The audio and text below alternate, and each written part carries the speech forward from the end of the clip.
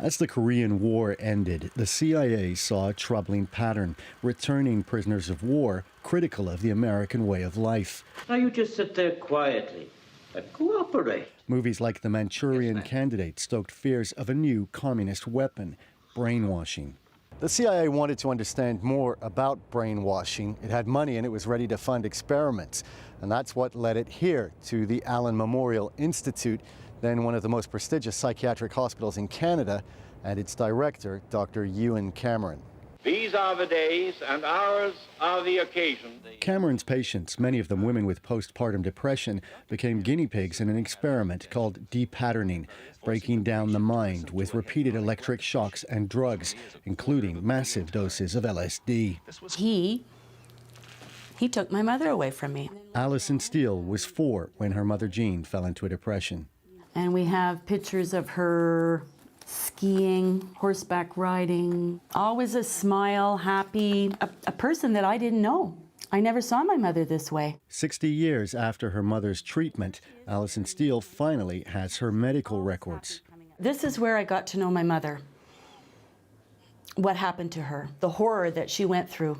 Pacing the hall this morning saying, I'm just a prisoner. I feel like Jesus on the cross, can feel the nails in my hands and feet. It's just like being buried alive. Somebody, please do something. Jean Steele was kept in a drug-induced coma for weeks, her brain repeatedly shocked. Dr. Cameron broke her down, but wasn't able to put her back together. So I just learned over time to not talk to her because I knew she couldn't.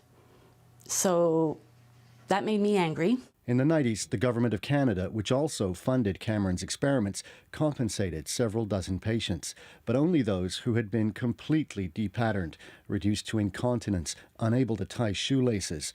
Jean Steele wasn't damaged enough, so she and hundreds more received nothing. These experiments were done without the informed consent of the patients. Lawyer Alan Stein took up some of the rejected cases. The government's paid a number of settlements since, including $100,000 for Alison Steele.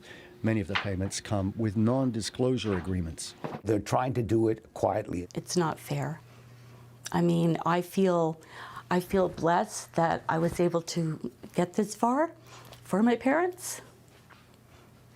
I really do. That's what gives me justice. I'm just grateful to be able to do it, and I hope I just hope that you can hear me up there, because it might bring you peace. It might bring you both peace. Evan Dyer, CBC News, Knowlton, Quebec.